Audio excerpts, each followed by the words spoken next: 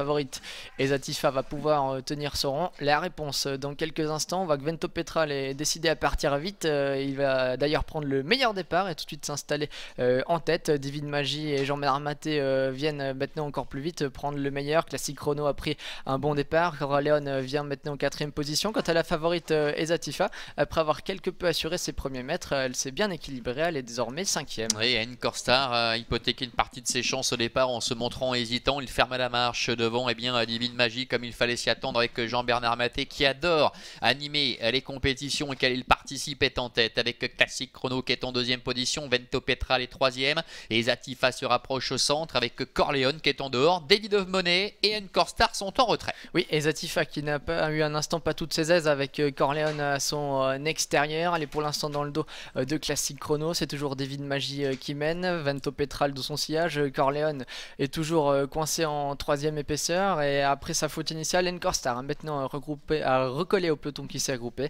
Et c'est David of Money, le numéro 3, qui ferme la marche. Encore un tour complet effectué. Ça ne bouge pas trop pour l'instant avec Corleone qui a pu se reprendre quelque peu pour se placer dans le sillage de Ezatifa. Mais cette dernière accélère un peu. Non, Henri Turrettini se ravise. Reste pour l'instant dans le sillage de Classic Chrono qui commence déjà à être sollicité. Et Henri Turrettini ne va sans doute pas avoir d'autre option que de se décaler s'il ne veut pas reculer pour rester au contact de Divine Magie. Divine Magie, Jean-Bernard Maté qui est en tête avec en 2ème position Classic Chrono qui se relance un peu et à l'extérieur Ezatifa qui passe maintenant l'offensive pour aborder dans quelques instants le dernier kilomètre où c'est compliqué également pour Divine Magie. Vento Petral, Loris Ferro lui aussi est obligé de se décaler et reste pour l'instant en 4ème position. Pour l'instant tout va bien pour la favorite Ezatifa qui passe en tête avec Vento Petral dans quelques instants qui va venir à sa hauteur. Oui, Ezatifa qui a dû faire un gros effort pour franchir des concurrents qui étaient sur leur fin. Elle a pu maintenant prendre la tête. Le plus dur est peut-être fait. Vento Petral qui a également fait un bel effort, qui vient maintenant se placer dans son sillage. Corleone se rapproche également.